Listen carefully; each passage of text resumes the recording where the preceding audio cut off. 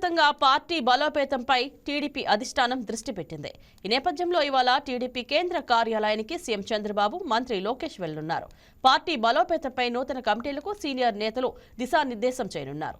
25 parliament నియోజకవర్గాల అధ్యక్ష ప్రధాన కార్యదర్శులు, కమిటీ సభ్యులందరూ ఈ సమావేశానికి హాజరు కావాలని ఇప్పటికే ఆదేశాలు జారీ అయ్యాయి. వరుస భేటీల నేపథ్యంలో సాయంత్రం వరకు టీడీపీ ఆఫీసులోనే చంద్రబాబు, లోకేష్ ఉంటారు. రాష్ట్ర కమిటీ ఎంపికపై పార్టీ సీనియర్లతో చర్చిస్తారు. ఇదే అంశానికి సంబంధించిన మరింత సమాచారం మా కరెస్పాండెంట్ చందు అందిస్తారు. చెప్పండి చందు, పార్టీని సంస్థాగతంగా బలోపేతం చేయడంపై టీడీపీ అధిష్టానం ఎందుకు ప్రత్యేక దృష్టి పెట్టింది? Good morning Indraja. ఏదైతే ప్రస్తుతం సీఎం చంద్రబాబు విజన్ ఏదైతే ఉందో, అంటే పార్టీకి సంబంధించి పార్టీని బలోపేతం చేయాలన్న ఏదైతే లక్ష్యం ఏదైతే ఉందో ఆ దిశగా అయితే మాత్రం ముందుకెళ్తున్న పరిస్థితుంది. ఆ నేపథ్యంలోనే ఈ రోజు టీడీపీ కేంద్ర కార్యాలయానికి సీఎం చంద్రబాబు, అదేవిధంగా మంత్రి నారా లోకేష్ ఇద్దరు కూడా రాబోతున్నారు. ప్రధానంగా చూసుకుంటే సంస్థాగత నిర్మాణం మీద దృష్టి సాధించిన నేపథ్యంలోనే ఈ రోజు జరగబోతున్నటువంటి కార్యక్రమాల మీద అయితే మాత్రం దృష్టి సాధించినట్టు తెలుస్తుంది. అదేవిధంగా పార్టీలో ఉన్నటువంటి పార్టీ శ్రేణుల్ని, అదేవిధంగా పార్టీ నాయకుల్ని మరింత బలోపేతం చేద్దాం, అదేవిధంగా పార్టీకి సంబంధించి రానున్న కాలంలో మరిన్ని కార్యక్రమాలు చేసేందుకు అయితే మాత్రం సీఎం చంద్రబాబు అయితే మాత్రం శ్రీకారం చుట్టబోతున్నారు. ఆ నేపథ్యంలోనే ఈ రోజు జరగబోతున్న కార్యక్రమాలు ఏవైతున్నాయో వాటికి ప్రాధాన్యత సంతరించుకుందని చెప్పాలి. అదేవిధంగా ప్రస్తుతం ఏదైతే 25 పార్లమెంట్ నియోజకవర్గాలకు సంబంధించి అధ్యక్ష ప్రధాన కార్యదర్శులు ఎవరైతే ఉన్నారో వాళ్ళందరూ కూడా ఇవాళ ఈ రోజు ఈ కార్యక్రమానికి అయితే మాత్రం, అంటే సెంట్రల్ ఆఫీస్ అయితే హాజరు కాబోతున్నారు. అయితే కమిటీ సభ్యులందరూ కూడా హాజరు కావాలని ఇప్పటికే ఆదేశాలు జారీ చేసిన పరిస్థితి ఉంది పార్టీ ఆఫీస్ నుంచి. అదేవిధంగా సాయంత్రం వరకు ఏదైతే కార్యక్రమాలు ఉన్నాయో వాటికి సీఎం చంద్రబాబు, అదేవిధంగా నారా లోకేష్ అయితే రాబోతున్నారు. సాయంత్రం వరకు టీడీపీ ఆఫీస్ లోనే సీఎం చంద్రబాబు, లోకేష్ ఇద్దరు కూడా ఉండే పరిస్థితి ఉంది. అదేవిధంగా రాష్ట్ర కమిటీకి సంబంధించి, అంటే రాష్ట్ర కమిటీని ఒక ప్రత్యేకమైన ఎంపిక అనేది చేయాలని ఇప్పటికే సీఎం చంద్రబాబు కావచ్చు, అదేవిధంగా మంత్రి నారా లోకేష్ కావచ్చు, ఇద్దరు కూడా దృష్టి సారించారు. ఈ నేపథ్యంలోనే ఈ రోజు దీని మీద అయితే మాత్రం పూర్తి స్థాయిలో అయితే మాత్రం చర్చ నడవబోతుందని చెప్పాలి.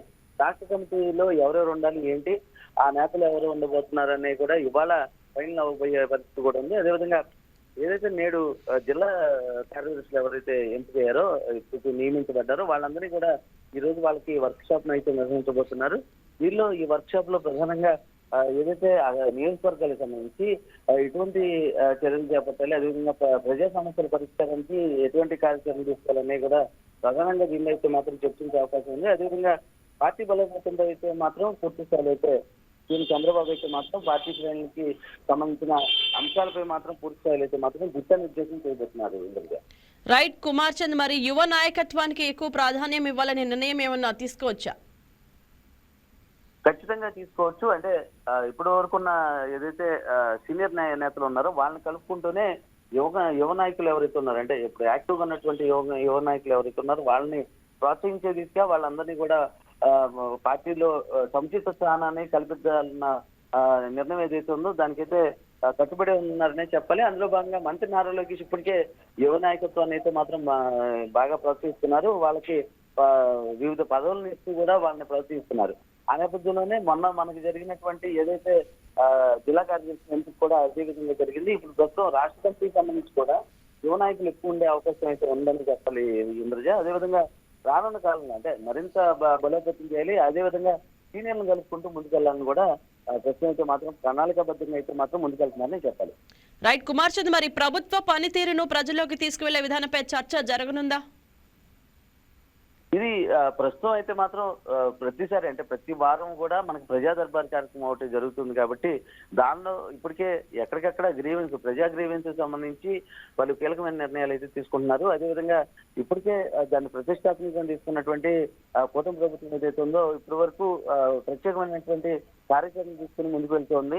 ఆ నేపథ్యంలో ప్రస్తుతం ఇటు పార్టీకి సంబంధించిన సంస్థాగత నిర్మాణం కావచ్చు, ఇటు ప్రభుత్వ కార్యక్రమాలు, అంటే ప్రభుత్వానికి సంబంధించిన అటు పథకాలు కావచ్చు, సంక్షేమ పథకాలు కావచ్చు, అభివృద్ధి కావచ్చు, వాళ్ళందరినీ కూడా రెండింటినీ కూడా సమన్వయం చేసుకుంటూ ముందుకు సమానమైన రీతిలో ముందుకు తీసుకెళ్లాలనే ప్రణాళికాబద్ధంగా వెళ్తున్నారు.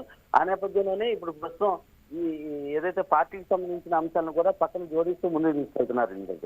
రైట్, ఈ సమావేశం ద్వారా పార్టీ శ్రేణులకు ఎలాంటి సందేశం ఇవ్వబోతున్నారు కుమార్ చంద్? ఇప్పటికే సీఎం చంద్రబాబు అయితే ఒకటే ఒక అంశాన్ని అయితే ప్రధానంగా ఎప్పటికప్పుడు ప్రస్తావిస్తున్నారు. అదేంటంటే పార్టీలో ఉన్నటువంటి ప్రతి కార్యకర్త, అంటే అట్టడుగున్నటువంటి కార్యకర్త కూడా మేలు చేకూరాలి, అతను కూడా వాళ్ళ యొక్క ఆ వ్యక్తి యొక్క కుటుంబానికి కూడా మేలు చేకూర్చాలన్న దిశానిర్దేశం అయితే మాత్రం ప్రస్తుతం అయితే మాత్రం చేస్తూ ఉన్నారు. అదేవిధంగా రానున్న కాలంలో మరింత పార్టీ బలోపేతం, అంటే ఇప్పటికే జాతీయ స్థాయిలో టీడీపీ ఏదైతే ఉందో ముందుకు తీసుకెళ్తున్న పరిస్థితుంది. ఈ నేపథ్యంలోనే దీన్ని మరింత బలోపేతం చేయాలి కాబట్టి అట్టడుగునున్నటువంటి కార్యకర్త వరకు కూడా మొత్తం అందరికీ ఫలాలు అందాలి, అదేవిధంగా వాళ్ళకి సంబంధించి వాళ్ళని అభ్యున్నతి తీసుకురావాలని కూడా సీఎం చంద్రబాబు అయితే యోచిస్తున్నారు. ఆ నేపథ్యంలోనే ప్రస్తుతం తీసుకున్నటువంటి ఏదైతే నిర్ణయాలు ఉన్నాయో, కార్యాచరణ ఉందో అది మొత్తం వ్యూహాత్మకంగా అయితే మాత్రం ముందుకెళ్తున్నారని చెప్పాలి. Please subscribe to YK TV Network. Please subscribe to YK TV. Please watch YK News. Don't forget to subscribe YK News channel